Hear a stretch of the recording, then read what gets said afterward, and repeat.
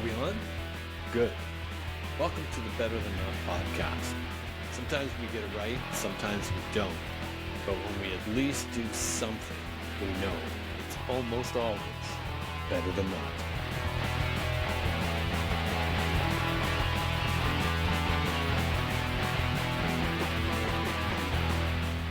Hi there, and welcome to Better Than Not, the podcast that aims to capture shifting perspectives and thought-provoking ideas in conversation while asking the question, is anything what it seems? Based loosely on my series, A Changing Frame of Reference, which you can read on the Substack app, and I hope you will, as it might give you some insight into what the podcast is all about. I also hope you subscribe to my YouTube channel, Better Than Not, so I can continue to bring you great guests like we have today. I'm your host, Doug Gardam. Today it's a pleasure to welcome back, first time in video, Max Alexander Tremblay. Max, how are you? I'm doing good. So this is episode 115, right? It's crazy. And you couldn't have picked, I didn't know this until this morning, but this is actually National Podcast Day. So we're September I 30th. And I was like, wow. oh, he must have been like, he was clever with this one and then decided to book it on National Podcast Day.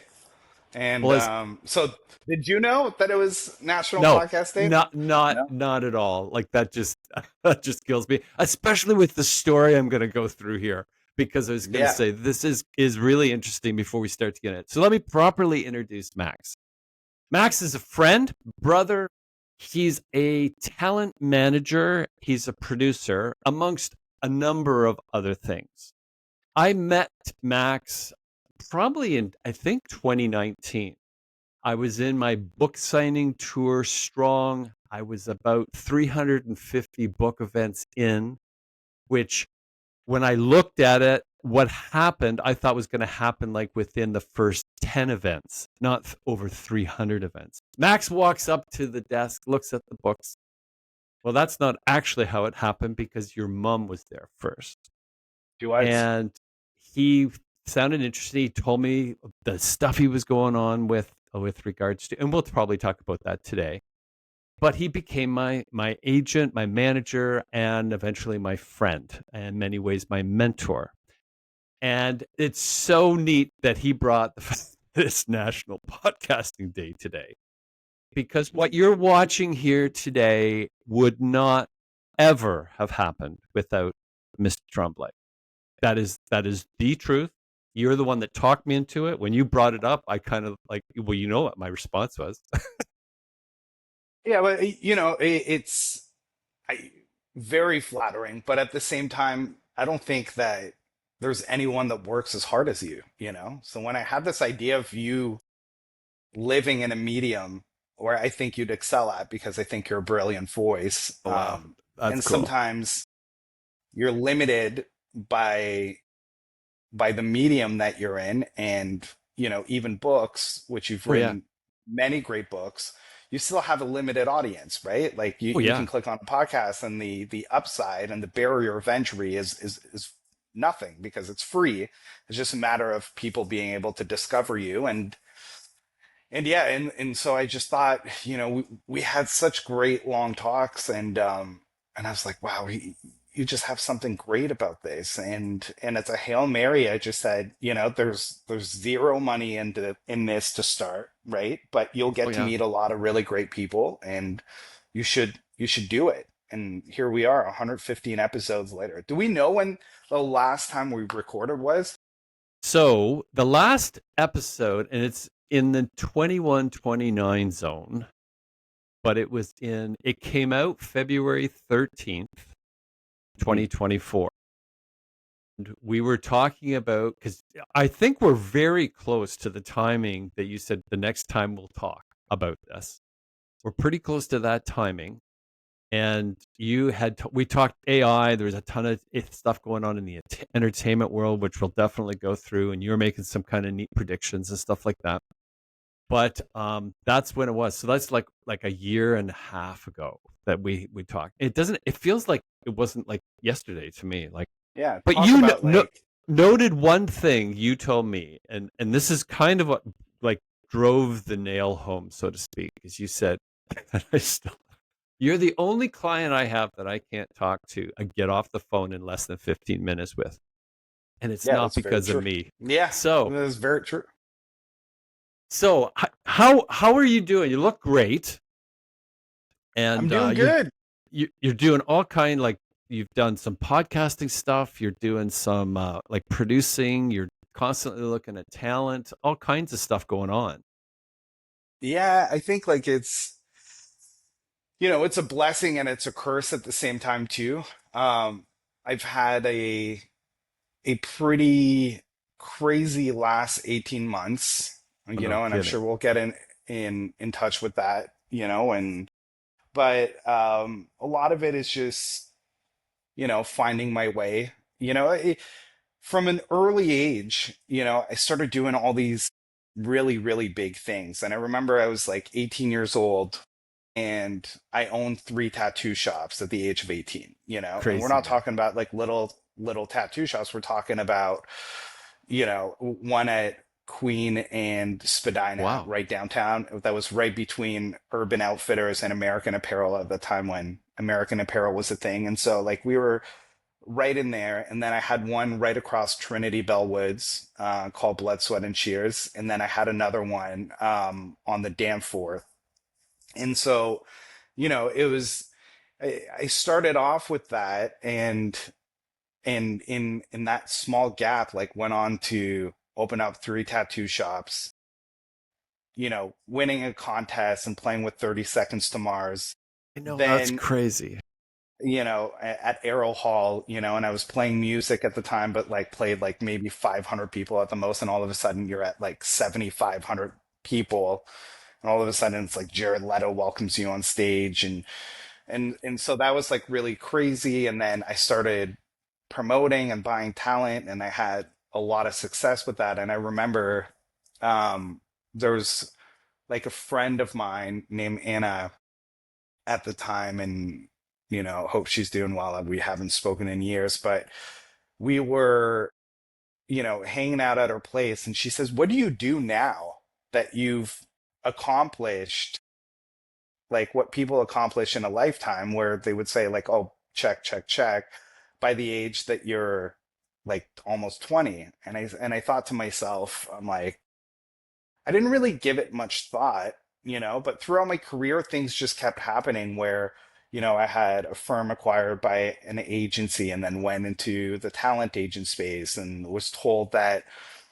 I wouldn't be able to work in Canada or be Canadian that represented like major artists, globally, and which I did. And I worked with like Steve Angelo from Swedish House Mafia and, and tons of others, and just had like a tremendous career there. and and then the partying got like a little bit too much, and I was like, I need to separate myself from all the free drinks and being on private jets and all these things that don't really bring value. And when I go and give the elevator pitch, I often tell people like, oh, it got tiring, um you know taking part in these events because I don't do drugs or drink, and while like I don't do drugs or drink now. That wasn't the case back then. I was drinking and partaking, but you're invincible, or think you that you are when you're younger.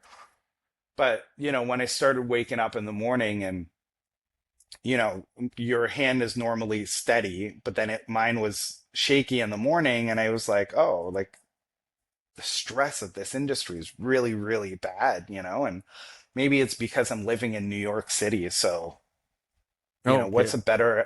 a better solution? And I said, well, maybe California is a better city to go and move to, seems healthier. And through that was, you know, not all that great, I had a lot of success working for major agencies and major companies my whole life. And, you know, and was really lucky to be associated and tied to really great athletes, to really immense projects, to a lot of really good. But always, it seemed like always in the shadow, because of the Canadian thing, right? It's like, Mm. oh, he's from Toronto, blah blah blah. He's not a full-time staple, like he's not, he doesn't have American citizenship. He's not, and so there seemed to be like this invisible like glass ceiling that Mm. would prevent me from making the list. Like I still see, the even in the heydays of working with huge catalogs and podcasting, I had produced two shows that were in the top five and Yeah. represented two other shows that were in the top 10. And yet, when you're looking at like the Hollywood Reporter list or Deadlines list or Vulture's list of like the most important people in podcasting, I wasn't even on the list, and that affected me in like major ways because I was someone at the time that really sought external validation for the work Mm. that I did, as much of us do, right? Hmm. And Hmm. unless someone notices us, then the work doesn't really matter. You take pride in the work that you do and helping creators and everything else, but there's something that just felt like unfair about the scenario, that it's like, how am I doing these and negotiating these blockbuster deals, and how are the heads of all these companies coming to me for ideas on monetization and strategy? How am I the guy who predicted the paywall structures, and Yes. Apple launching like subscription models and all this stuff, and how am I not even considered even in a top 50 list? And the people you're naming are baby agents, you know, and that caused resentments, Mm. a lot, and resentments that shouldn't have been there. I should have been just thankful that I had this role, whether, given credit or not. But it was this weird thing, and I think that there's a lot of pressure. I worked at Sugar 23, and we were building something great, and this is the home of the great Michael Sugar. He's the founder who produced Spotlight and the 13 Reasons Why, the OA. Just one of the best humans you'll ever meet, but also an incredible visionary. And Well, so I this is kind of Max, when you say that, Mhm. we weren't really, you weren't even supposed to be in the store when we met, because No. you were back from California. Like, you had founded a company in Culver City, which I Yep. knew, one of the few I knew, because I have a comic friend that lives there. And you Yep. were kind of going, he says, I'm not even supposed to be here. No. I don't know why I'm here. And then you started going through a number of these different scenarios, and I liked it because of the US connection that you had. So that was an immediate thing for us. So Yeah, that's and I kind of how wasn't we met, so strangely too. yeah, I wasn't supposed to be there, but my mom and I are really close, Yeah. and she's this wonderful woman. And there's like two spots where we go to often, and that's either a bookstore because we love, there's something just so freeing and inspirational about stepping into a big store, and like every book is someone who dedicated a significant chunk of their life to put out this idea or concept, or and it's just beautiful. And you could go and walk anywhere in the bookstore and put your hand on something, irregardless of the section, and learn something. And that's wonderful, right? And then the other thing is the movie theaters. My mom Oh from a yes. very young age, brought me to movie theaters and saw a wide different genres of movies, and brought me to my first film festival. And that's another tremendous place where things are kind of Oh yeah. limitless. You're subjected to really great ideas, and I think those are like, films and books can be very formative for people and inspiring all through our lives, right? Oh, huge. And and so yeah, I had, you know I didn't know what I was doing in Canada then. But this was just pre-pandemic. We're about to go and head Yep. into it. And Very much so. This is pre. This is where I brought that up, is because this is pre going to Sugar yeah, 23. So it's this was like about 4 years before going to Sugar, like, or 3 years before going to Sugar, something along the lines. And I was working at Westwood Creative Artists right. Yes. shortly after with the great Michael Levine. And we, just a great man, former chairman at Goodman's, the law firm. And, it's a guy that just knew about everybody and represented some of the greatest literary minds. And I co-headed the media rights division with him. And we did like a lot of really great work. But the money wasn't that great. Like working in entertainment in Canada means making nothing, basically, right? There's this like weird thing where we're like the greatest export of music in the world and some of the greatest talent from directors to producers, whether that's Jean-Marc Vallée, who did, and rest in peace, but did Dallas Buyers Club, or whether you're Denis Villeneuve, who Yeah. did Incendie or Arrival, or, you name it. And in music, we've just dominated for so long.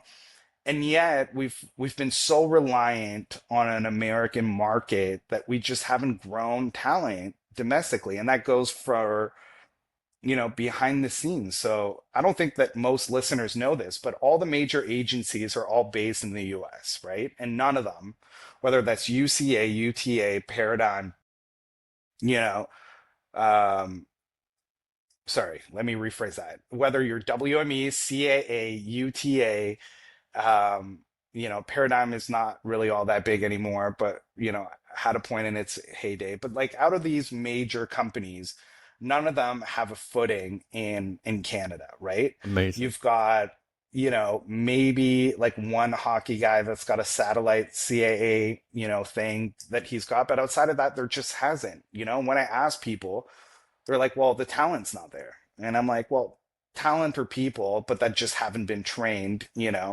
and just not given the opportunity because everyone goes south of the border. And so that's a big problem in Canada. And that's why I found myself traveling all these years. You have to give up a lot.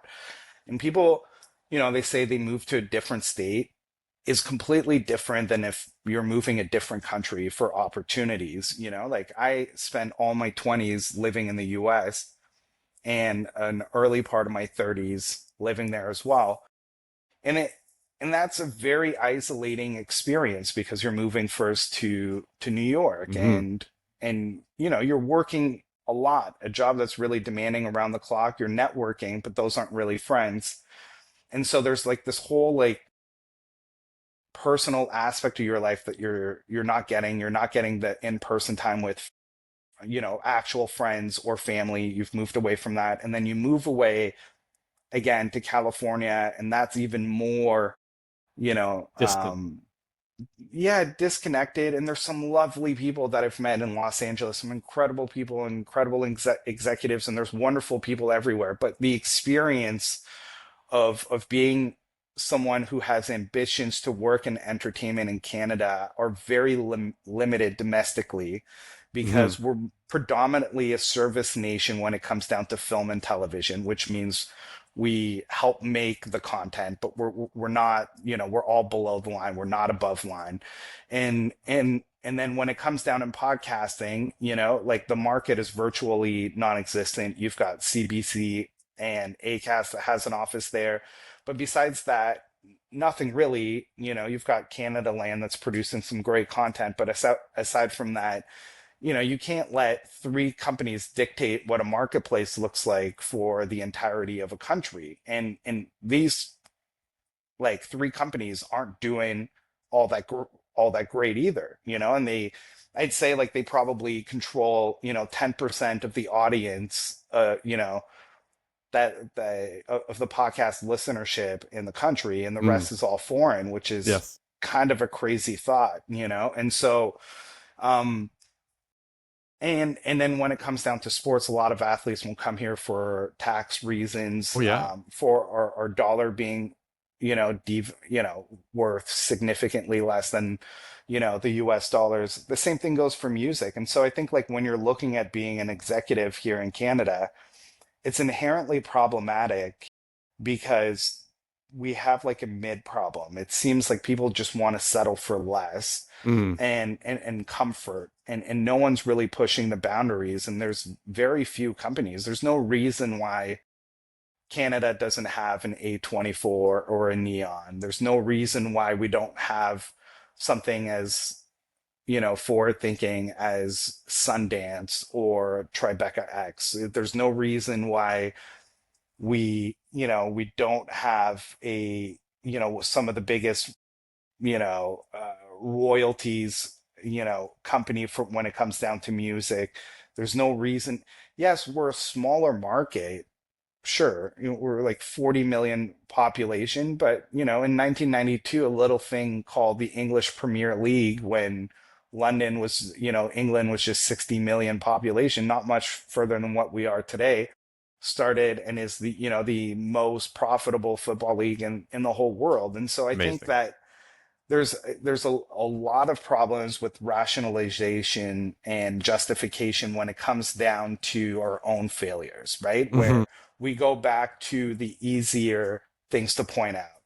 Well, there's only 40 million people. If you could go and get two out of those 40 million people into anything, you created an enormous industry.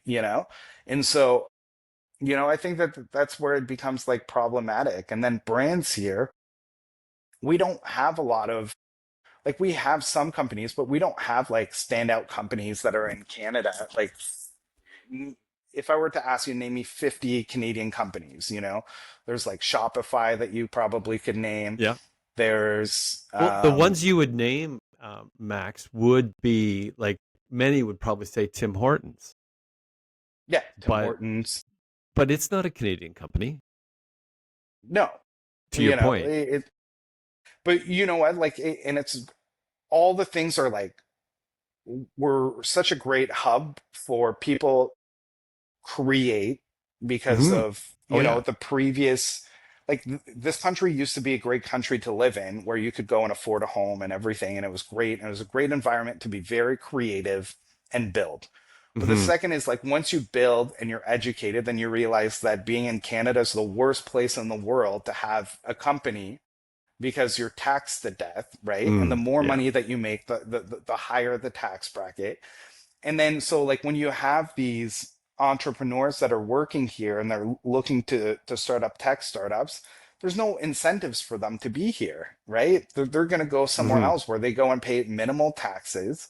And it would be different if they were paying into something that they see, direct benefits from. But, there's mismanagement at the highest levels, and I'm not a politician and I'm not a political analyst, but, you know, it doesn't take a genius to realize that there's gross misspending happening, that this year Yes. Toronto's going to fall 107 to 115 million dollars short on their budget, that, like, Mm. subsidies on housing for homeless people are going to be cut down to 8 million, which is 12 million dollars less than the previous year, when we have a refugee crisis in our country, a huge amount of immigration that's happened, and no jobs being created Yeah.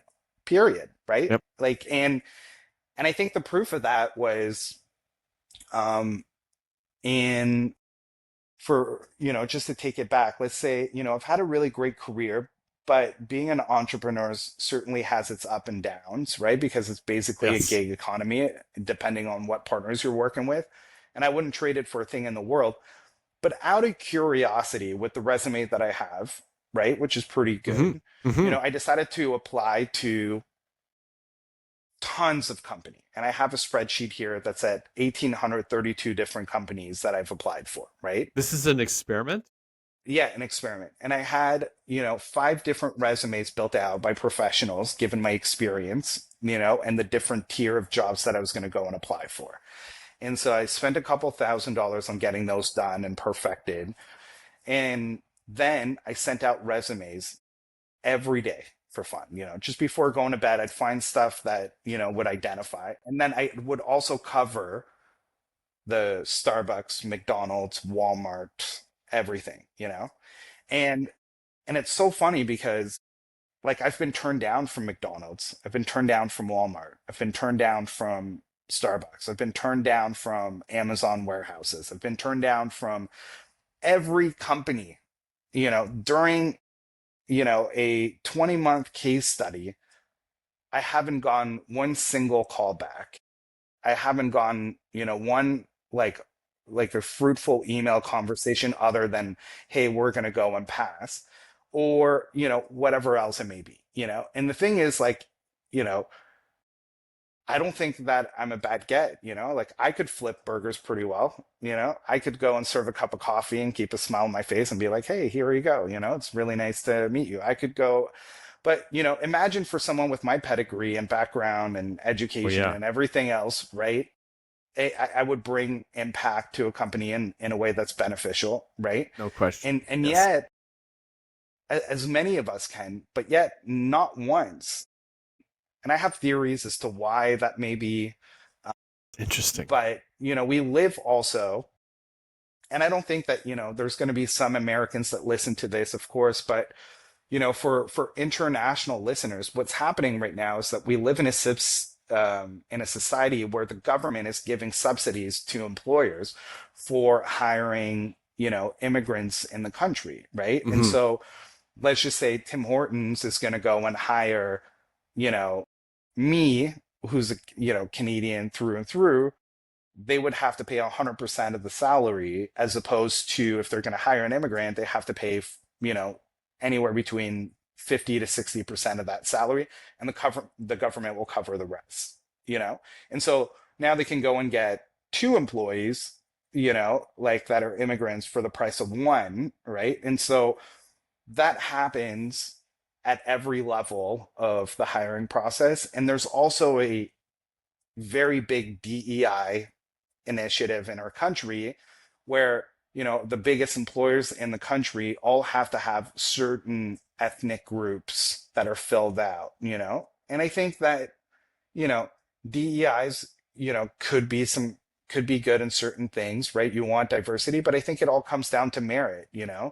I don't think that race Yes. or religion should factor into who we hire in any way, shape, or form. I think that that gives a really blurred No vision question. of the landscape, because then and then that's dangerous for a country, because you think now, like, we have a bunch of diversity in the workplace, and now we're like, okay, well, problem solved. Yeah, but there's still inner city schools that are really suffering. There's schools that are shutting down. There's people that aren't getting the right aid to them at a fundamental level, because the picture at the top seems like it's perfect, Yes. Yeah. which in fact it is not in any way, shape, or form. So I think that, if you see that, oh, okay, well, the Black community seems to be underperforming and not getting this opportunity, then we can go and provide help. The East Yes. Asian community is not doing all that well, then that's fine. And, I have friends that have kids in the schooling system, and he tells me, like, everyone utilizes ChatGPT. They barely have a grasp on it, because right when they solve that issue, something else comes around the corner, Hmm. and another way of doing it. And everyone's plagiarizing. We have so many foreign students in this country, and all they're doing is helping each other cheat. And I'm like, that's not Mm. like a gross over exaggeration. I was taking additional courses in law just to Yes, I just remember. get a better understanding. And so I saw this firsthand, and everyone was plagiarizing. Everyone was cheating. I would say, like, for every class of 50 students, there was maybe 4 or 5 students that were actually doing the work. The rest were just, and Yes, it's that to me amazing. was really concerning. You're looking at it and you're like, wow, this is like our future and the future of our workforce, and they have no idea what they're doing because they're just copying off of one another, and this is horrifying. And then because of DEI initiatives, this is the workforce that we're hiring. And so and because of subsidies, and then after that you have groups that are Canadian, whether Canadian doesn't mean white. Canadian is very diverse and one of our greatest Absolutely. strengths. But Canadians, whether you're Black, East Asian, Hmm. of whatever your background is, Caucasian, etc., Indigenous, like, you're seeing way more opportunities that are going to people that are immigrating here than anything else. There's And a there's an irony to me with this, Max, that's I mhm, find astonishing because these initiatives were started with good thoughts in mind, right? Hmm. Like Yeah. they weren't thought of as being I'll say negative or creating what there seemed to have created. I find it really Yeah. ironic how something that can be seen as a good thing to do turns around and maybe in the wrong hands or with the wrong ideology is really taken advantage of, which sets up a scenario as you're describing now. Yeah. I think, well, Do you think because it's do you think it's lessening? I mean, it seemed to peak like in the at the end of kind of the pandemic. But no, I'm wondering now, or do you think it's still quite prominent? I think it's quite prominent, you know. And the thing is, like, people are getting mad at immigrants, that are coming here. And that's not the problem. Sure, you have some bad actors that are taking advantage of a loophole, but you can't blame someone for taking an opportunity to give a better Absolutely. life, to their family. You know, the Indian person, the person from Nigeria, Hmm. to whomever's migrating here, the Ukrainians, etc. They're not to blame. We're making this policy for them to come here and making their life good to come here and giving them all these Yes. resources, Yeah. and that's been a really positive thing, but it comes at the detriment of Canadians. And so the real culprits here are our government, you know, and the government will go and gaslight you and say, no, there isn't, a migration issues, and there's not an immigration issues in any way, shape, or form, or they're you know, they'll make a wide array of statements that are riddled in lies. And that's the frustrating part about being Canadian, is because No I doubt. No doubt. just tell it how it is. You can't tell me. They would go and say, oh no, we've only had a small amount of migration since the pandemic in Canada, right? It's not been hugely unusual compared to, Mm, historically. And then you're like, okay, but I grew up in, like, an area of certain ethnicity, which would be Caucasian and Black, right? And we sure. had Yeah. some Southeast Asians as well. But there was, our culture and everything that was there that was Hmm. inherently Canadian, right? Hmm. But when I came back from the US and was here, it looked completely Complete different, different. and I'm a minority now. And I'm not saying that, that's necessarily a negative thing, but it does affect things like, meeting people, bonding with Question. people, Absolutely. whether you're going to go and procreate because you're not meeting people. And for instance, like, I have, a friend of mine, Keyshawn, and I were talking about this, which is really funny. And I said, remember back in the day, like, maybe 20 years ago, if someone said, a white dad said, my daughter cannot date, Hmm. someone from another race, and it's like, yeah, that's really racist. Love is Yes. love. You Absolutely. get to go and date anybody, right? But the Indian communities, right? Yeah. Like, it's like blasphemy if you're going to go date Hmm. outside of your race, and they have some pretty strong views about, dating non-Indians. And I'm like, that's pretty, but then that's culturally okay because that's part of their, and so What they there's brought. all Yes. there's all these funny exceptions culturally that happen that are just like really peculiar, but yet, like, we're at a Yes. really weird point right now where I think people have this view of Canada that Hmm. it's really nice and it's really great. It's a Yes. horror show, you know. One out of, um, well, they say 1 out of 6, but it's truthfully 1 out of 4 Canadian is unemployed right now. It's interesting when you say Or that like that, Max, because it's one of those things that is like a number of things have been put in place for good reason, but the results are turning really upside down. yeah, And to your point, like how that's kind of being measured. And I think it's because when I think of this, because I want to get to some of your work, and it's interesting that you've had these observations here in the country that we live in, and yet you have a gigantic heart for some of these inconsistencies from different places in the world. You produce podcasts that when you're seeing these injustices happen, to evaluate them. So to me, it's really interesting. Like it's almost like you're looking in the mirror in your own country of what you've Yeah, seen outside. yeah. I really love the refugee program, in Canada for actual refugees, people that are Mm, facing executions or are leaving war-torn countries. I think it's a beautiful thing that we're doing, but but I'd say 20% of the people use it properly and 80% are abusing of it, right? Which is interesting. unfortunate.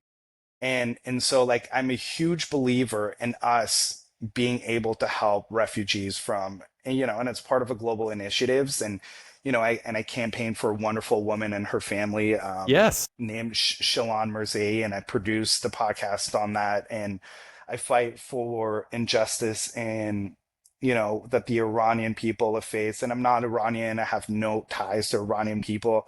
I just see like us as being humans, right? And for me, we'll get back to, you know, to to that later on, but I've gotten really close to religion, Hmm. and in the Bible it specifically says like you helping people that have already helped or carrying the message to people that already know it, like is not doing any favors to anybody. You've got to go and help people that actually need the help, Hmm. and share with people that actually need the help.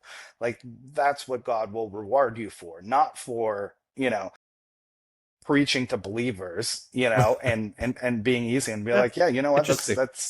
that's good work, right? And so um so to me it's like you see injustices, and I saw the power of podcasting as being like immensely helpful. And Hmm. so I was able to harness the power of that and produce some impactful series. Shadow of Truth helped with the Yes. exoneration of Roman Zadorov, which was really great. I am Sheilan helped Sheilan avoid execution and helped her family through the refugee program to, immigrate here.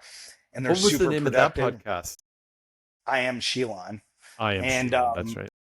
yeah, and her husband works in construction and their children are in school and Sheilan works as well. Like this is like really great. And oh, sorry. One second. My Apple Watch kicked off and I went on, my camera froze too. One second. So, um, all that to say that, Sheilan has, been really productive, and that's like the gift of We've lost you. Oh, there you are. a really good immigration program, right? Yes. Like, Yes. or utilizing the refugee programs in a way that's like really fruitful. Some people that embrace the Canadian identity and what this country has to do. But, we've let in so many people now at such a rapid scale that there's no, people getting used to the culture and our way of life in a way that, one of our greatest strength is, bring other shared values from other countries and culture and, us being a great melting pot. But I think like, we've kind of lost our identity when, Hmm. you know, you're going in common places, whether coffee shops or et cetera, and you can't even converse with people because they don't speak the same language as you. Hmm. There's like a coffee shop around the corner from my house, and I go there often, and I do talk to people because I'm curious about the human experience from Oh, all walks of life, right? yes. And I would say like 60% of them don't speak the language, that Yes. and that's like, oh, okay. That's a real barrier. And and the DEI initiatives are sort of like prioritizing these individuals, to go and get into position. And that's really affecting our economic growth because it is a competition of what we can go and explore and what we can go and build, and the value that we can generate, within our economy. And I think that there's a clear line of, if we're focusing on diversity as opposed to, what the value someone brings, then you're really sending the wrong message to people. You're already, For sure. it's not now a do the best, work as hard as you can, which is used to be, and you'll get somewhere. Now it's a work as hard as you can, do the best you can, and you might have a terrible life and you might not find work. Let's just say that I was in a dire need and needed to find work. That would have been a 2-year period without finding work in any way, shape, or form. Like, how disheartening would that be to someone? And like I said, there's no hatred for anybody. People No, are no. taking advantages. What I have a disdain for, though, is how our country has focused on making large sums of money Yeah, and through the student visa program, and a way to go and re-stimulate our economy for the massive amount of money that they spent throughout the pandemic. And and and it's not fair to them too, because they bring them here in education, and these folks want to go and get jobs here, and then they go and send them back with the education, which is sure. worthless back home. Yeah. And so, like, you're looking at things are just unjust all the way around. It's not fair for Canadians, it's not fair for immigrants that are coming here. And that's just mismanagement. It used to be a melting pot of greatness, and now it's just a total disaster. Well, it's two things that it's interesting, because one of the questions is in doing this podcast series that you did it unveil a lot of this to you? And the second thing is connected with it is, where did I was kind of raised with the idea of this whole idea of you're rated for a job example on your merit, on what you can do, not because, well, you're not supposed to, it's not supposed to be because you're somebody's son or you're somebody's family. We know that all happens too, but that's now been expanded beyond that to whether it be the country you've come from or various others. Did doing the podcast expose a lot of that to you, Max, when you're like unveiling this? Like, here's a great story of someone Mhm. truly being helped, where we're using, I think, the intention of the programs. But Yeah, I think as you like kind of when said already, it's unique. I think like, what it made me realize is that there's such a thing as cultural nepotism. You know, like, nepotism often referred to, like, if you're a mom and dad or Yes, a yeah, family absolutely. member and you hire within which you describe. Cultural nepotism is like, and I think is when people hire within their own Right. religious or Absolutely. ethnic, because they want to help each other out, right? And that happens within communities. And I think you see a lot less of that happening when a country supports you as a whole, because then you have the support as a country, and then that unifies the people together. But because there's been really no widespread support, it's caused a lot of division between Yes. ethnicities and different groups, and people that are living this experience right now. I'm tired of, like, speaking about history from 80 years ago, 60 years ago. I'm talking about for this current generation that's living Absolutely. right now. It's a really horrible thing, because you can't say the right thing, you can't do the right thing, you can't go and speak up on these these things that are happening culturally, because then you're deemed like someone who's got hatred against different Right. cultures. But when that's completely unfair. There's not, Yes.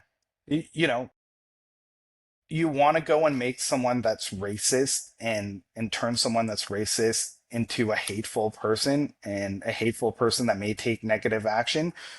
All you have to do is call them a racist and have your government deem them to be racist. You're going to radicalize them into someone that's going to go and take to arms now and defend themselves. And someone that was on the line just loved absolutely everybody, you know. the second that you point the finger at them because like, you know, they don't fit into this whole like, you know, DEI narrative, and they feel left out and they're being kicked down and they're working really hard. And then on top of that, when they speak up and say, hey, is there a possibility that I'm not getting the same chances because like there's initiatives at play? And then he gets attacked publicly that he's a racist, then he has no opportunity to go and speak up in the future, no way to provide for his family.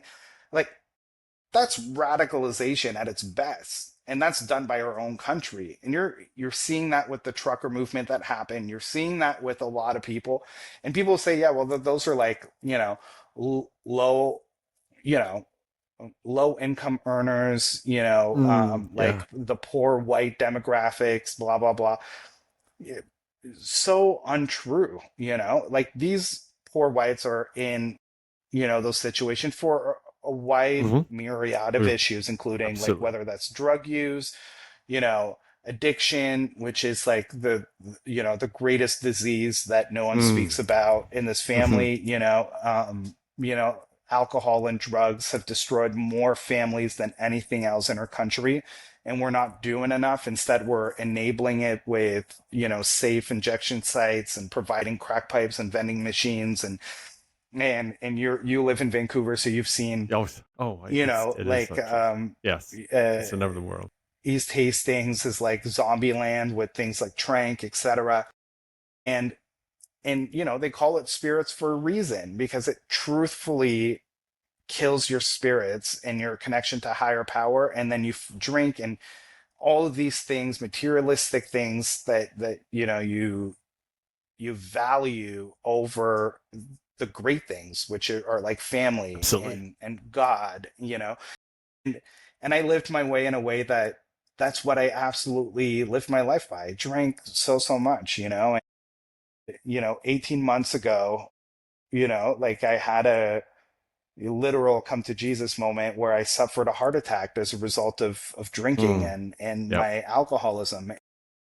And it was apparent to everybody else that I had a problem with drinking except myself, you know. And I remember coming out of that hospital and then, you know, picking up the big book of Alcoholics Anonymous and reading the doctor's opinion, and I was like, whoa, like I'm like I this is a disease that I suffer from. And before I thought there Yeah. was like all this like crazy thing, you know, happening with me, or and I didn't couldn't put my finger on it, but you know, and that led up to a separation of family and all these different things.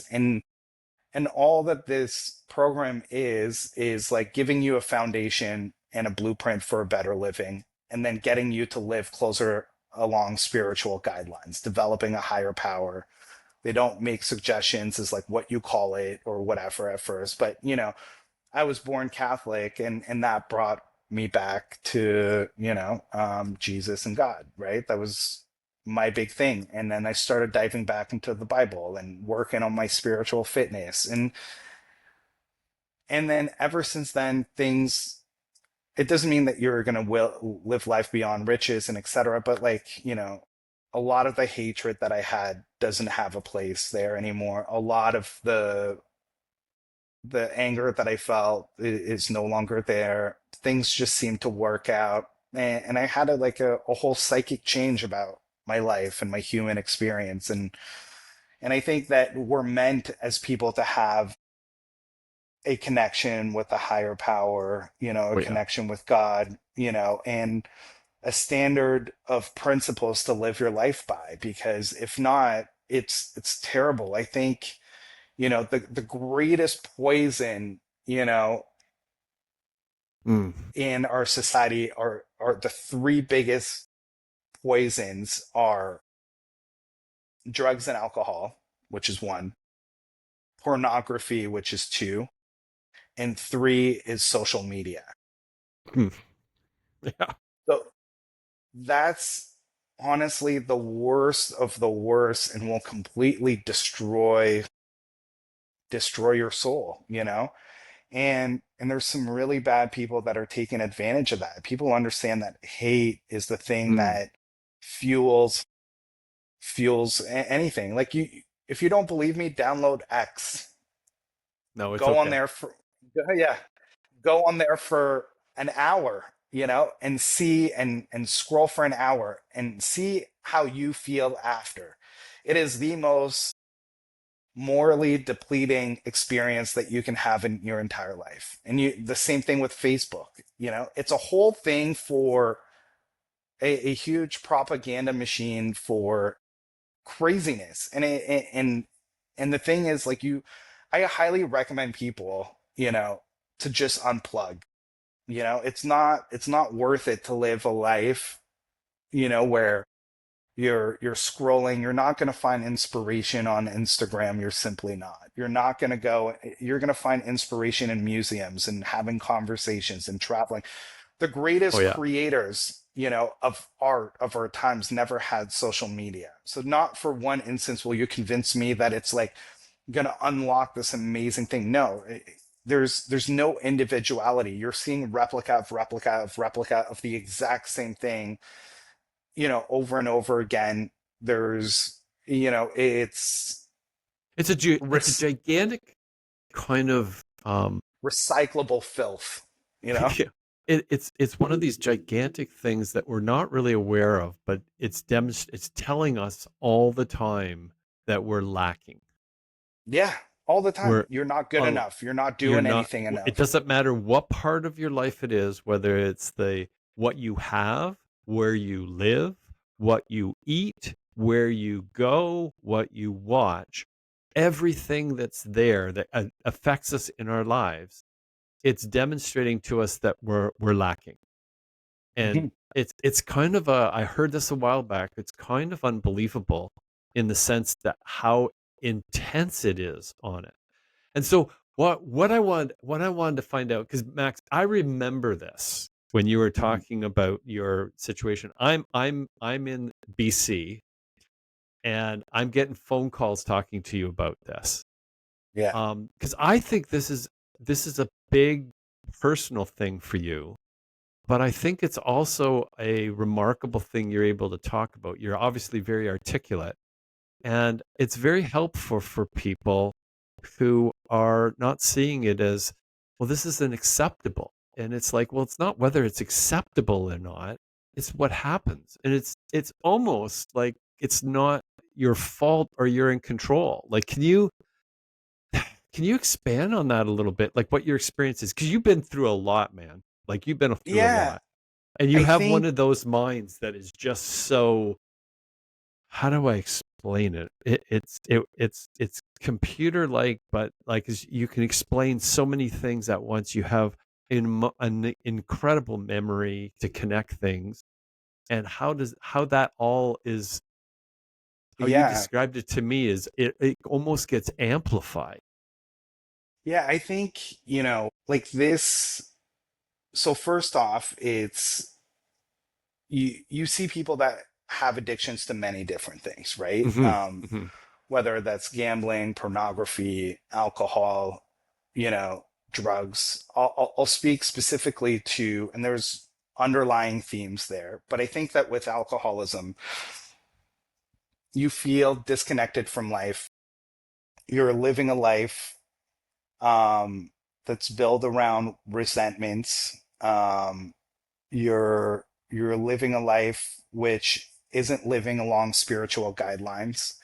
And so you're valuing things that, in New York and LA, I needed the Rolex, and I needed the nice car, and I needed the nice penthouse, and I needed, absolutely everything, because if that, I would have friends, and it would fill this hole inside me. And so, like, this disease led me at first to think that, like, the stress that I felt, not really understanding myself, not really being able to deal with the anxiety or things, my inability to deal with all of it and feeling overwhelming, my solution was alcohol, because alcohol let me, like, narrow it down. My social anxiety felt better, which I still have, but Hmm.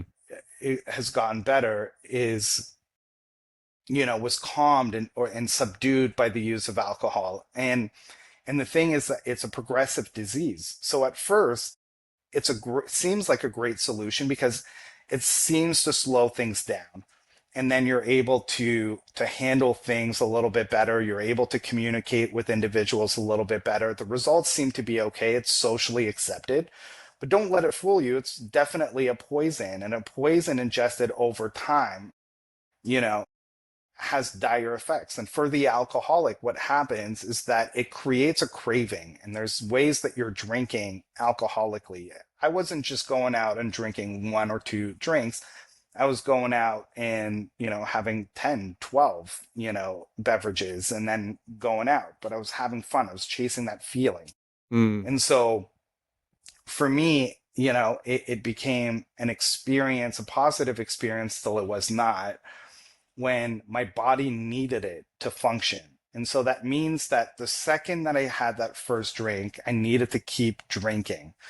And that meant that throughout the day. So at first was like, oh, okay, well, I'd feel nervous at lunchtime, and then I would go and drink a few beers. And then after that, right after work, and then go out at night.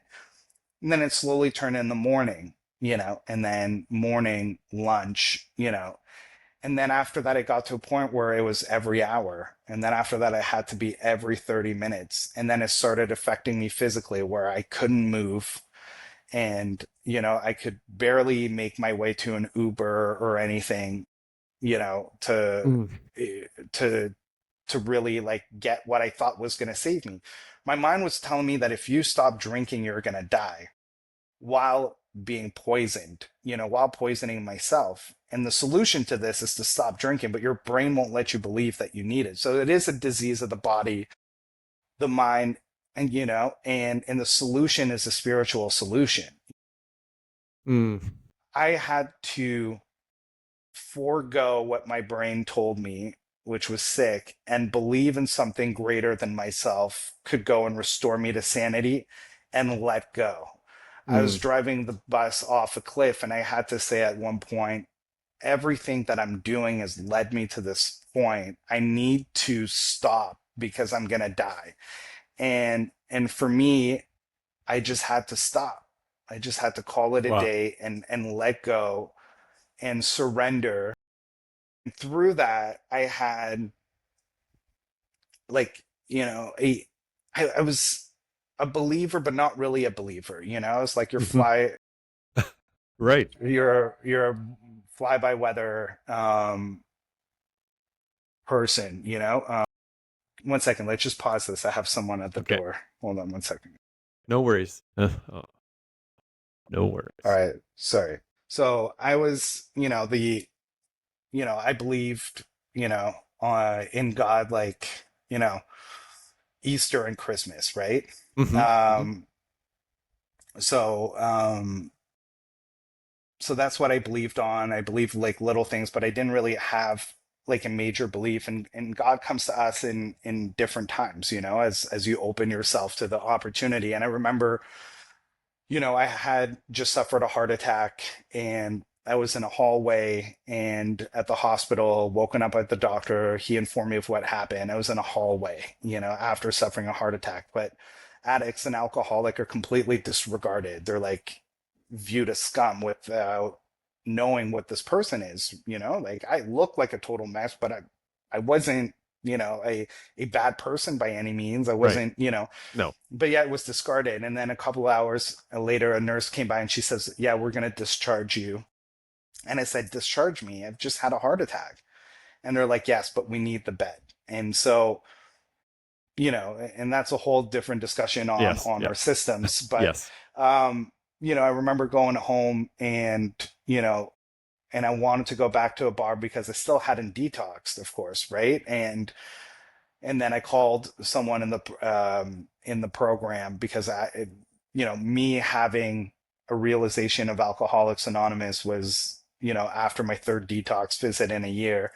And CAMH, which was like absolutely wonderful, just didn't ever sell you on the idea of Alcoholics Anonymous, and many people get sober in different ways, but for me, AA did it. And the thing that was, you know, so I called someone, which was already a better solution, although I was doing all the wrong things in the program, and I just thought by association I would get by and be cured. And obviously that was false. And so I called someone, they picked me up. I still had the stickers on me everywhere. I hadn't showered in a week. And, I walk into the center, which is, this Christian, like Catholic center, and where priests go and retire, essentially, and it's these beautiful grounds. And so that's where the meeting takes place. And everyone welcomes me with like open arms and like hugs and everything. And a member from the group told me, hey, listen, like you've been to detox 3 times, you've just suffered a heart attack, like you keep going back to CAMH and they're giving you the anxiety medication and detoxing, but like it seems like a crutch, so you should maybe detox at home so you can go and really feel it. And I said, okay. And then about like 1 in the morning comes around and it's like the sweat's like crazy, whole body shakes, thinking you're going to die. And I thought that was the end of it. And at that point, you know, was really like an honest conversation. And I said, God, if you're out there, just like keep me safe. I don't want to die tonight. I don't want to die. I have a daughter. I have a Hmm. family. I don't want to die. Just keep me around. And I promise you, I'll never, ever drink ever again. I promise you. And, and, uh, and then a voice came over me and I can't even tell you what it said to me, but all of a sudden I felt a presence and my shakes completely stopped. My sweating stopped and I fell asleep. And I woke up the next morning feeling about 80% normal and I could walk, and I could move around and I knew something special just had happened, that was just a miracle. But, it was to me that was really high opening that there's something greater and I Wow. was gifted desperation and that desperation led me to God and really opened my eyes to something that was wonderful and beautiful, and once you have that moment, you're never going to go and separate your way from that in any way, shape, or form. And life is tons of good things have happened, immensely good things, but immensely tragic things have happened in my life. I've lost two Mm. of my good friends in the program, Yes. Yeah. and it just shows you the seriousness of this disease, right? Like it is a really, really bad disease. It's got a terrible stigma around it. And yet, like, it is the real victims are the family because, I'm a son, I'm a brother, I have 3 wonderful brothers, parents, parents, I have a daughter, like former in-laws that I love dearly, that love me dearly, friends, that were just seeing someone whom they love completely destroy themselves and with no way of being able to help them. It's like you're it's like being possessed, like you're completely controlled. You once you have Wow. that drink, you can tell me anything and you turn into a liar, you turn into absolutely everything. Your mind tricks you into doing everything. The guy that he like it's just a horrible, horrible poison, and yet it's something that's marketed to us, that's associated with things that we love dearly, like sports and Mm. films and cultural Oh, moments, and it's been glamorized, but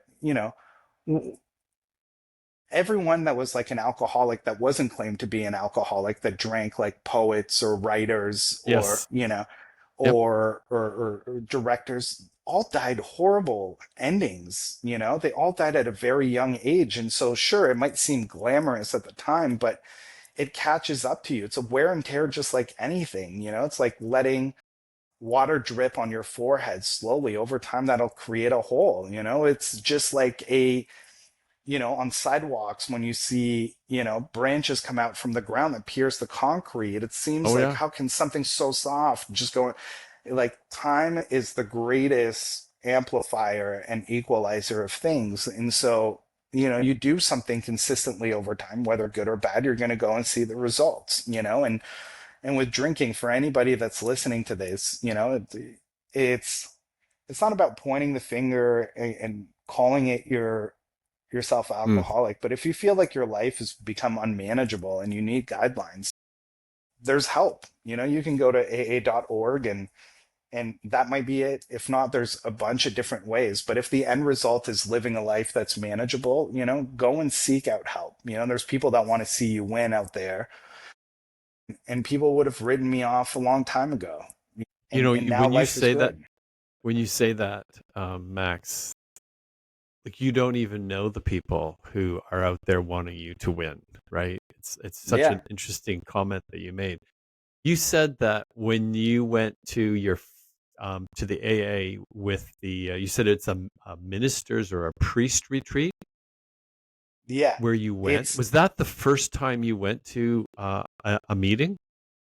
yeah, so that was the first time that I went to a meeting, and it was like a beautiful, and there's some meeting where and they're all great, but at first, I couldn't have had a better welcoming because the grounds are beautiful, and Right. everything is so serene, and the inside is absolutely stunning, and the people were wonderful and welcoming, and and like, as God teaches you, like, give to others as you've been so freely given. That's the 12th tradition of the program. It's like you've been gifted the solution to sobriety. Yeah. Why not pass it on to others? So it's implemented in our 12 steps.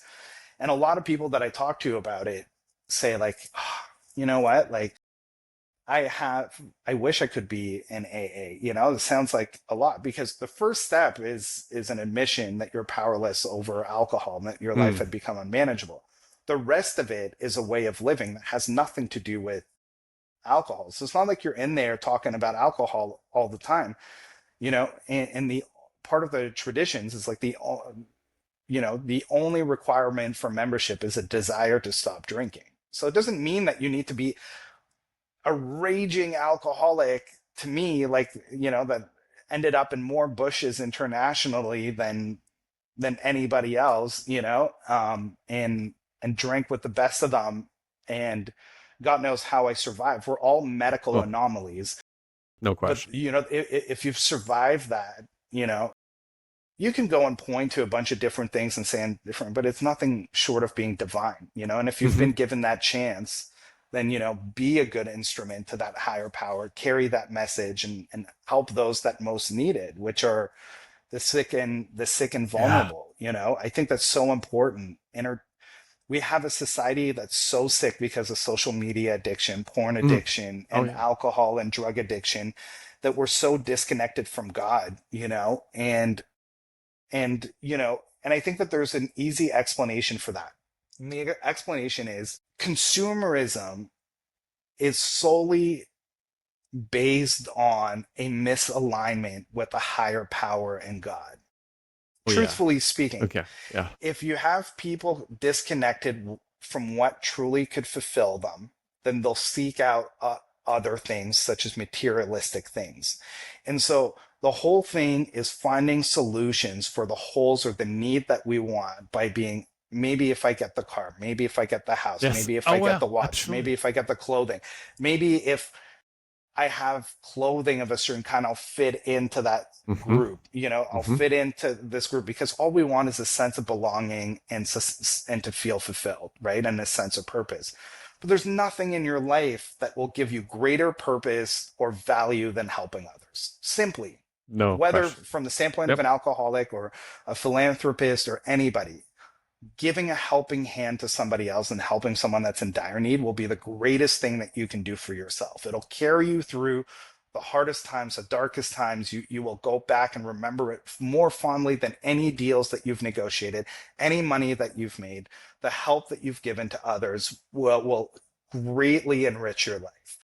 I think that a belief in something greater than yourself is imperative, and it doesn't matter what No question. religion, whether you're a believer in Islam, or you're Jewish, or you're Indian, or you're Buddhist or whatever it is, a Christian, Catholic, I choose to believe in Jesus, and that's my belief. But every religion has a direct set and code of life for living, which I think are really important. Hmm. You know, That's um, beyond ourselves. yeah, exactly, right. And I think like the sense of a higher power, gifting to others, will bring you tremendous amount of worth, more than any materialistic things can in your entire life. That's Y- just fact, right? you know what's really interesting when you say that, because we've we've had some similar things happen as far as even finding our ways along the, I'll call it the Christian path, or God kind of renewal. But when you were talking about this consumerism, it's like, and we're going back 2000 years ago. I'm going to Romans with what Paul wrote. Yeah. And it's so interesting when he says, like, before I read in the commandments, not to covet, not to covet your neighbor's wife, right? Not anything. You're Hmm. not supposed to covet, period, right? Which is really around the consumerism, which we were talking about before, is we're lacking. So, but what's interesting that I think to know is the psychological part of it is he also writes, I didn't really know what coveting was until I learned not to covet. And yet, all I want to do all the time now is covet. And Yeah. and it's kind of what you're just explained from the modern day world of consumerism. We get these things in our head, like, I just have to have that new car. Like, I just have to have that watch. What fascinates us with watches, Max? It's It crazy, is. but it's just like, I've got to have, and it can be golf clubs, it can be a shirt, it can be anything. But there's something in our brains that clicks or something, and it starts to get into that Well, want part. and I think that's been, we're going at such extreme influx of that because of social media. We see Oh what yes, works. You go absolutely, and see someone that has the nice car and has 3 million, views. You absolutely. see a OnlyFans model that's making almost as much money as LeBron James in a year. Now what you want to do is take off your clothes and completely disgrace yourself, your family, which, you know one of the 10 commandments is to honor your mom and father. You're not doing Absolutely, yeah, that, yeah. in any way, shape, or form. And I think that unconditional love for your parents, no matter if their shortcomings, is such a great teaching. I think that people, and I'm not familiar with the teachings of Islam, and so, or Hinduism, although I've Hmm. been to mosques and I've seen some beautiful things there, and I've been to an Indian temple and I've seen some beautiful things there. I just like observing people's connection to their higher power. Right, For right. me, that is God, and Jesus and God one. But for me, it truly is like the most important thing, and coming back, like even at the very beginning, the things where, oh, I wasn't nominated for, Mm, top industry player. Like, why right. does that matter? It doesn't matter. Oh, or, I traveled abroad for opportunity for work. Why does that matter? Like we're just all here living a human experience, and we overcomplicated through this material needs and gains. And like, if everybody stopped spending their money, like we'd have, like the world would go crazy. Because if all we spent our money on was like, a few clothing items a year and just food, and we weren't going out and purchasing tons of things, like, people would go crazy. And the thing is, like, I'm not saying someone who's lived, you know, within really small circles. Like, I know billionaires, I've hung out with Hmm. billionaires, I still dine with them regularly, and our bank accounts are vastly freaking different, my friend. But, you know, they seem to love my company, and they're like, you're full of life and you're happy and you're great, all that stuff. And likewise, but you can sense sometimes that there's like this deep sense of misery, where Mm. they went down this road and had this like obsession with getting wealthy, and they got there and they're still not happy. Yeah, well, And that's and the it thing. re- and it doesn't bring you any happiness. At the height of my life, I had millions, and I was the most disconnected from people, Mm, values, mm, family in my life, and I was so miserable. And every time I had a conversation with someone was bragging about something. Oh, I did this, I did that, yes, or I just absolutely. bought this, blah blah blah. And I thought that by way of communicating that was the only way. And people, in my darkest times, people being there around, I'm like, what are you doing here? I don't have anything to give you. I don't have anything. And Yep. people There you just go. want to see you good. You're like, okay, maybe I've been focusing on all the wrong things, and truthfully, I went through a dark time, and I think that we don't need to get into it into this podcast, but it was a really turbulent time in my life, and everyone that I was talking to had different advice, and there's one person that didn't have advice, and that was Doug. you know you didn't have advice, but one thing you would do, right, is listen, and then you would pray for me, and you prayed for me Mm. every night. Oh yeah. And for some reason, everything worked out. Like there's maybe a 0.5% chance of things working out. And they did. And that to me was like sort of a seed that was planted into a belief higher than myself, and at least planted the seed that, when I was in my darkest moment, that I was like, there has to be something to it, because there's no other logical reason as There to isn't. why I made it out of that like situation, without the help of prayer from somebody else. And I was like, what, like, how powerful is that, And I remember when I started praying every night, putting myself on my knees, humbling myself and praying, that things over 2 weeks started happening that were unfathomable. And I was like, what is going on here? There's something weird that's taking place. And then that those things happening, whether good, bad, medium, or whatever, is a thing of beauty. No doubt. Well, I mean, Yeah, it's cool that I get to have this podcast, this conversation with you now in an episode of the podcast, yeah, because it's so revealing, and it's very interesting too. And this is why I wanted to ask you this question was, what made you make the phone call to that person at AIA? Like when you're in that, do you remember? Because it's, yeah. to me, it's one of those things, Max, as you describe this, Mhm. is that and you've been very candid here about it. It's like, it's not like you didn't have chances, right? And No. you said at that point there was something, like, do you recall, like, what was it that made you call him and he Well, take or her take you there? yeah, this was like during the day, Mm-hmm. like, because I previously had gone to AA after my third detox visit, right? Mm. And I had asked my mom to bring, a box of book, because I think I had like, motivational speakers or something. And I'm like, I need help. This is the first time I realized like I really do need help. And coming out of that center, I called the numbers that they gave me, and I was told that there was going to be an 18 to 24-month wait list for help, and that means like a psychiatrist or someone Yep. that you can Yep. talk to. And I'm Yeah. like, that's a long window for you to go and die. Like the help is just not there. Regardless of what people say, they don't have the resources to help you.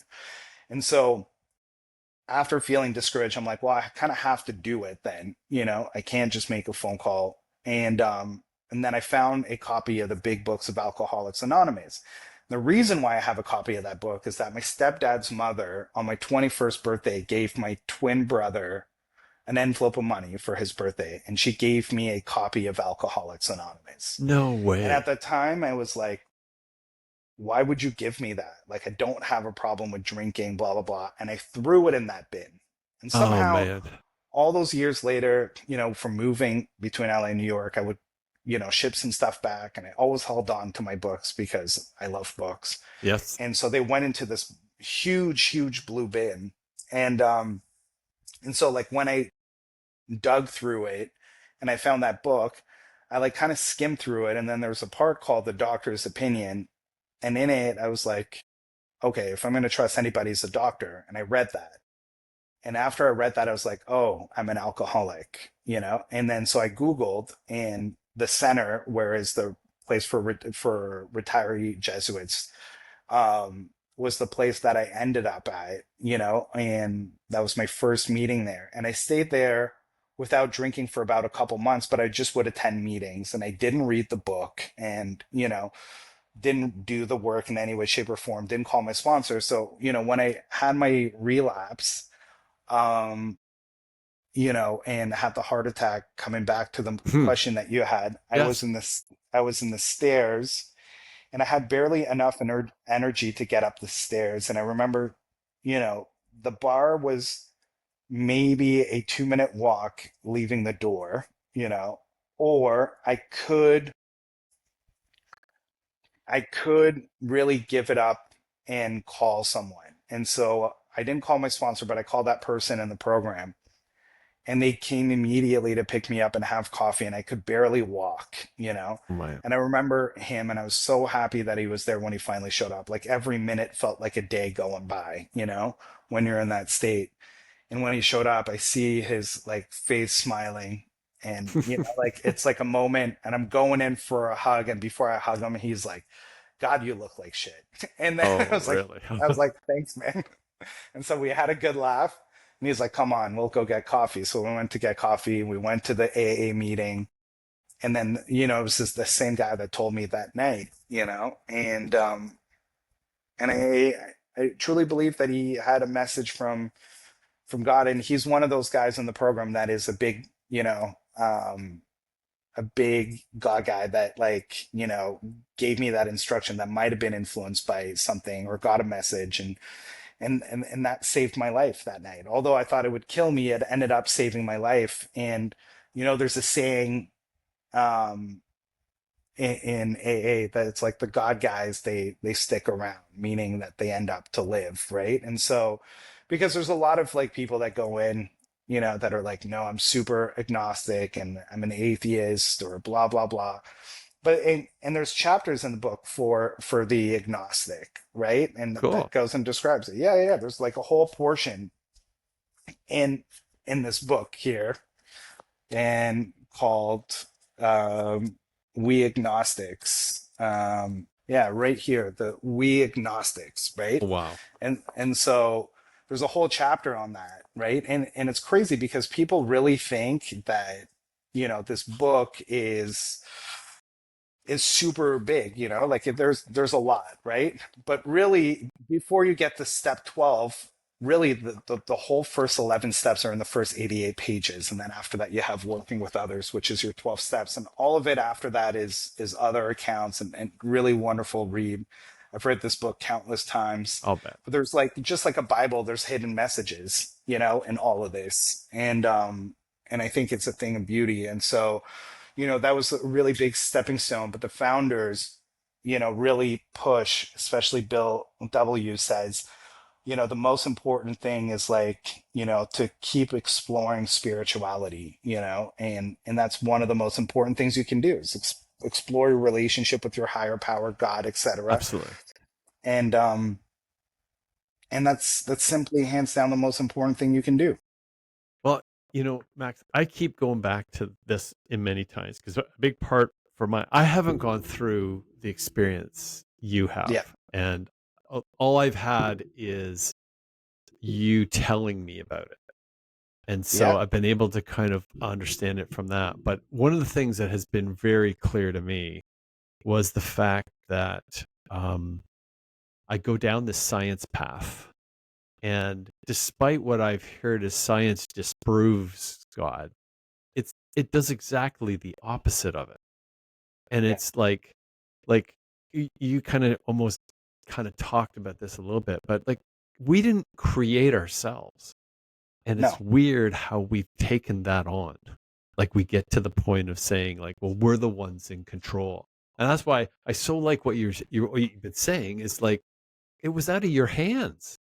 Like it's just like why is that happening? And yet and now, like I said, it's so refreshing because like But it's like you get to use your gifts. you hear people say, "Oh, but it was coincidence." We're Mm, here by coincidence. And you're like, "What is coincidence?" It's just yes, like things that happen, you know. Well, in order for things to happen, there must be a driving force for those things to happen, right? And for it to happen in a way that's so well designed, you know? it's crazy. And the thing is like people go to all these different things to go to all these extremes, to believe in a higher power. Like I don't know what it is. It's like you have a book, the Yeah, Bible, right? yeah, That gives you a blueprint. People just haven't read it. They'll read 1,000 different books, but they'll never read the Bible, right? I'm crazy. And it's got all the answers, right? It's like me going It through does. life as an alcoholic and never reading this piece of There you literature, go. and I, There you and I go. keep, I'm like, oh, okay, this is how it works, and now I'm sober and I leave a happily content life, right? And it's great, and I help others. And then the same thing with the Bible. It's like, I'm reading it now for the first time, and it's like, oh shoot, like there's a million different things, Well, tell me like, about it. and I'm like, well, what's going on? Why aren't I like, why didn't I read that before? It just seems like, why did I have such a big, like, negative thing about people? It's just because, like, the religion gets tainted by people that are misusing it or misguiding it and whatnot. But the book is there, and the teaching are still valid, thousands of years after. And the thing is that, you people go like to say like to such extreme. You have people believing in the simulation theory There you and go. just evolution and nothing and science and all these things that are man-made, Yeah, absolutely. that Well, that this are is man-made solutions to perceived problems, when this we had someone sent to us to be, hey, this is the solution, right? He doesn't need to come back every day to go and remind you, like, hey, I think we've done our job. We've given you a book that's lived through wars, times, blah blah blah, that's read worked it. for everybody that's believed in it, and have brought extreme comfort to people. This is a solution. I've never met a Christian or Catholic that's devoted, that had a very terrible human experience. Life will Mm, happen to you, yes. irregardless you like it or not. You'll suffer loss, an unimaginable loss. You'll, you know, if you live long enough, you'll see your parents die. You'll see everybody that you love die, and hopefully you'll never see your children die. But you Nope, it's there's fine. there's answers through all of it, in these books that you can find, and comfort in finding these things. And I think that, there's like all these big conspiracies now, like on social media, which is so toxic. Like you're seeing Charlie Kirk's wife, you know, who did two speech and then was on a podcast and having a conversation and seemed positive and whatever. And people are like, you know, what kind of person is that? She must be a demon, or she's a plant for something bigger. And why isn't she at home with the kids? Listen, the podcast appearance is an hour long. Maybe she was there for an hour and a half or two. She's got, ample amounts of time. Those kids, it's a school year. They're probably in school. Like life goes on, and they have strong faith and believe, so they don't think that he's forever gone, because they're not atheists. They believe that he's in heaven with God, right? Yes. And they Yeah. believe that like he fulfilled a good life and it had a good message, and they have strong belief. But instead of understanding the truth and seeing what's in front of them, like we're so in denial of it that we go around and we're making all these lies and these Absolutely. things and these theories about like, why why do you care so much? Focus on your life. Focus on your own spiritual growth, And so like we have a system that's crafted against hate, crafted with hatred, and and what was Yes. it?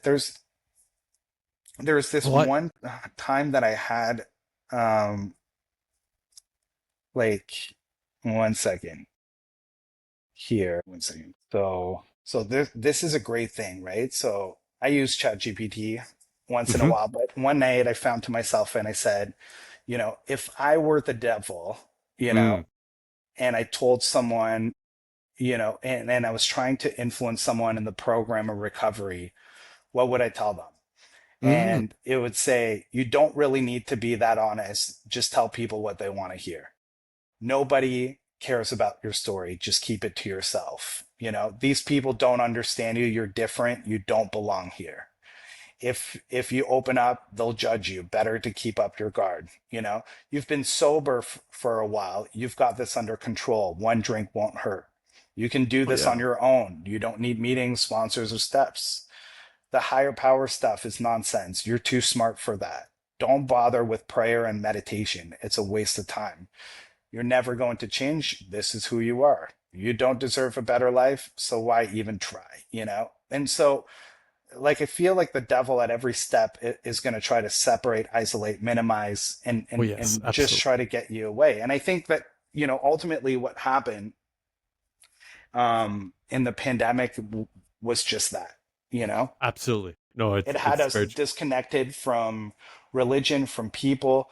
It left us in isolation. And I think that the greatest truth and crime is being buried right now is the fact that our governments in Canada were well aware of how many people were addicted, mm-hmm. or alcoholics, and knew Mm-hmm. that, like, if they were going to close down, liquor stores or access to alcohol, that there was going to be a huge amount of people that were going to rush to hospitals. So they then uh, allowed, distribution of alcohol at, virtually at any time, anywhere, etc. Right?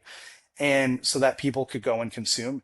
And alcoholism and drug related deaths, right, True. far surpassed COVID Oh yeah. deaths. I mean, by nearly tripling, if not quadrupling the amount of deaths. And that was because isolation is the greatest, like, and you're going to go and fill someone with isolation, give them resentments in spades, and then give them their old solution back, they're gonna fricking die.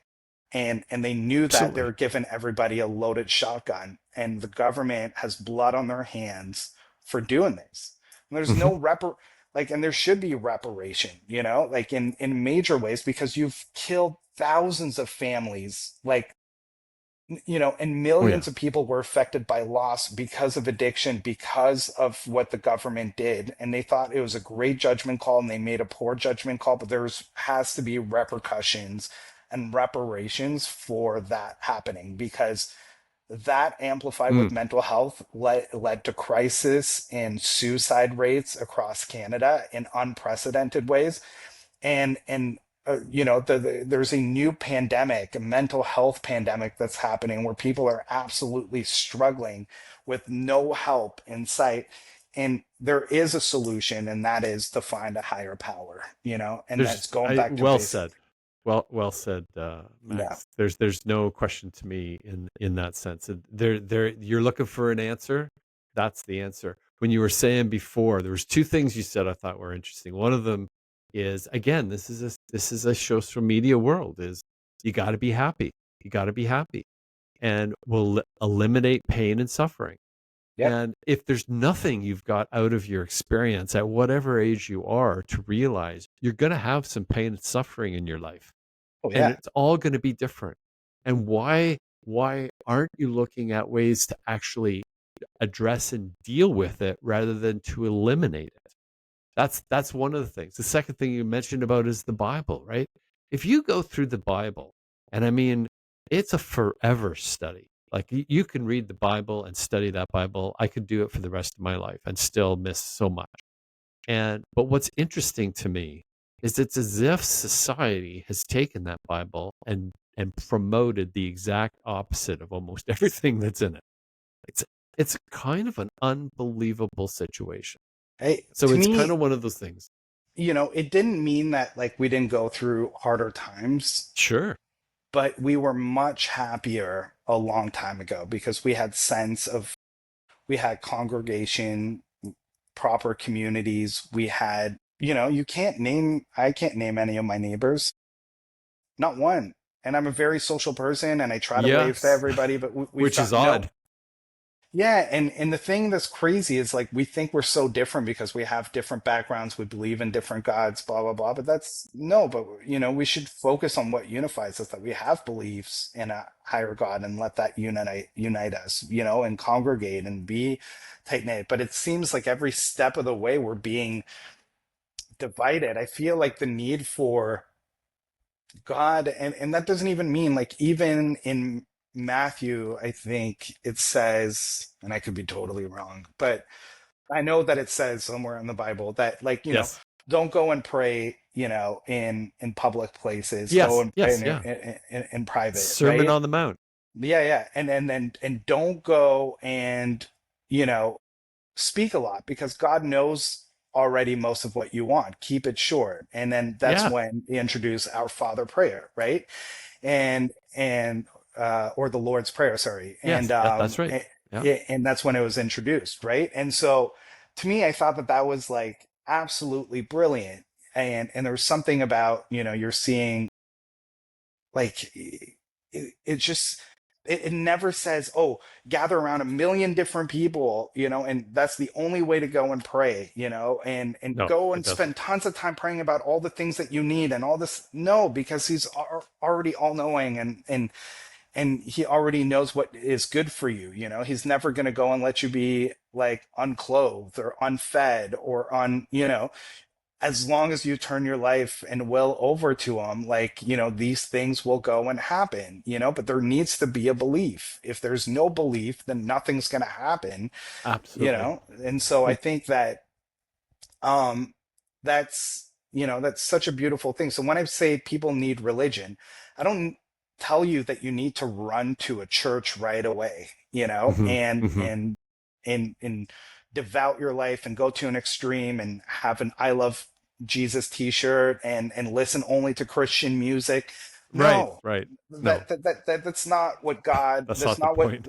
that's not what Jesus wanted in any way, shape, or form, right? There's a certain devotion, that needs to happen, and really to follow in his footsteps are what are the most important thing, right? Taking care of the sick, the vulnerable, and really, living a good, purposeful, meaningful life, that's aligned with a higher purpose. Absolutely. Even Jesus being here is then referred to as the Father, a higher power, Hmm. like that he was sent here, and so I think that, when you look at all of that and the fact that when I tell you to go, you know, don't do as I told, but let me just suggest to you that it changed my life, in immensible ways, in ways that I couldn't have even imagined, and gave my life a whole new meaning. And I'm someone who's rational. I'm not someone who's completely, flew off the handle or everything. But what I can tell you is that God restored me to sanity. It has allowed me to Hmm. be a functioning, productive, loving member of our society. It has allowed me to help others, to be a great father, to be a great friend.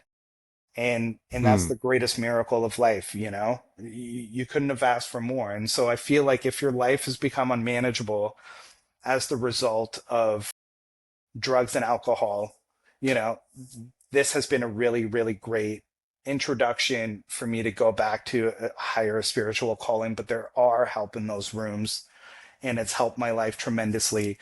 And then, you know, pick up a Bible, read it, you know. Don't be one of those guys like, one of the biggest things in the book of AA that says that, what will automatically guarantee you to be stuck in that vicious cycle is contempt prior to investigation, And I Hmm. feel that we're all Yeah. guilty of that, Of that. where we're like, you know what, the Bible's not for me, or that God stuff is not for me. I don't need that. What I need is a Bentley. What I need is money. What I need. If that's your answer, then let me tell you, it most definitely might be for you. I like that. Yeah. I like how you said that. No, I'll tell you, Max, I did not anticipate talking about this in this way. This has been a crazy way of bringing that out, because I remember this experience. I did it from a distance, but I remember praying for you every night. I still pray for you. It's like it was amazing. You'd come out, you shot me pictures while you were at CAMH, Yeah. and just the stuff that you've gone through. So I can't say enough for you being so candid and almost intimate in your experience. If it could help one other person, man, that's a Yeah. miracle in itself. And that's what I feel like, like we're often asked like it's important for people to keep the anonymity of others, and I will do that because that's one of our traditions. But I really feel like, I'm not a spokesperson for AA. We come in, a wide range of backgrounds, but I feel like an obligation to speak to this because there's nothing more important than that. There's people, if it can save like one family from being destroyed, you know, It's and worth that it. doesn't mean, I got into the program. I had the Grey Cup in my living room like 3 months into sobriety. I work with some of the biggest athletes in the world. I work on really great projects, right? But it goes, God, recovery, family, everything else, right? I'm not telling you that, I'm just not doing anything fun. Life is really, really fun and all these exciting things, but, not because of my will. Yeah. I just get up and I try to do the next right thing and things happen. God has a plan for each and one of us, right? And your plan is going to look different than mine. And my plan right now, today, is going to look different than what my plan is in 2 years, 3 years, Oh four yeah. years. Oh yeah. And so, you just got to take it day by day. And it's not as bad as it seems. You can turn it over to God. You don't have to carry that weight on your shoulder. You don't have to carry the Well said. burdens of today. You don't have to carry the hatred in your heart. You don't have to, carry that angst, that anxiety, that depression. You can go and live in the moment and turn that over to God, and you can go and have a great day, And so yeah, Wow. Well I said. feel like that's a good way to end it. But like, I mean, I didn't expect talking religion today or recovery as much, but I feel, it's if you want to see what spiritual growth looks like, go listen to the prior episode and see where I came from. It is actually very, very cool. I was going to say when you say that, it's one of those things that I'm kind of like, I usually kind of go wrap up and saying like, well, so what would you like to wrap up with? Or what are you working on? And I'm kind of going, you know what? I think Max has already said all this very, very well. And if it can help anyone, Yeah. um, a little bit, just to make you think a little bit about like, how did I get here? Like, really, you had little to do with it.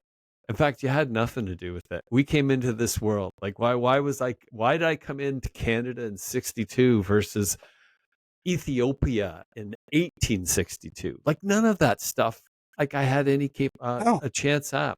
But what I wanted to say with Max, and this is with a big part of mine, is I thank you.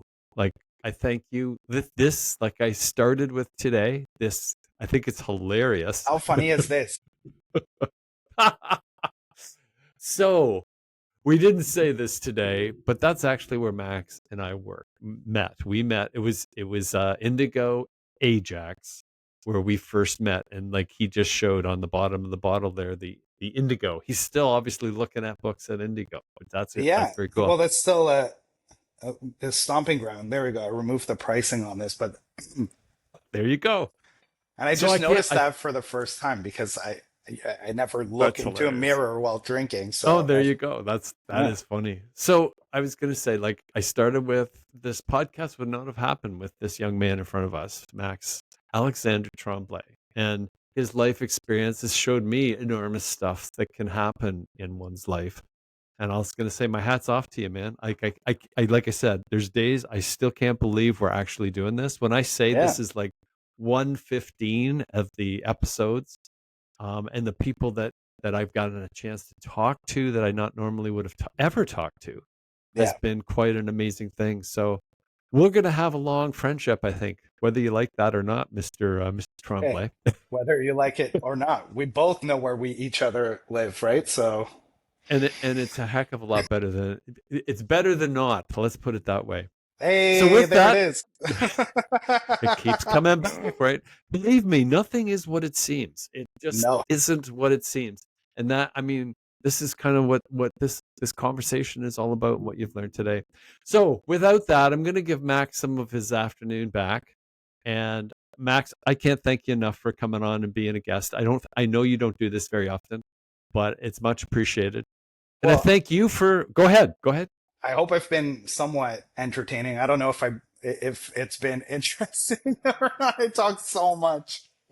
Um, Well, that's but really yeah. that's in the whole that's in the hands of the person watching. And I said you've been very candid on this and on a number of subjects. And definitely your experience, your life and death experience of going through this, shall I say, really dark time in your life. And I only experienced it from I got a little bit more today, but I experienced it very much from a distance. But with that, I'm going to say goodbye, Max. I'm going to say goodbye to you. Thank you so much for tuning in today. It's been another wonderful conversation. And like I said, I hope you subscribe to my YouTube channel better than not, because you're going to get to see more guests like Max today who will give you really interesting parts of their story that you won't expect. With that, bye for now. Thanks, Max. Yeah.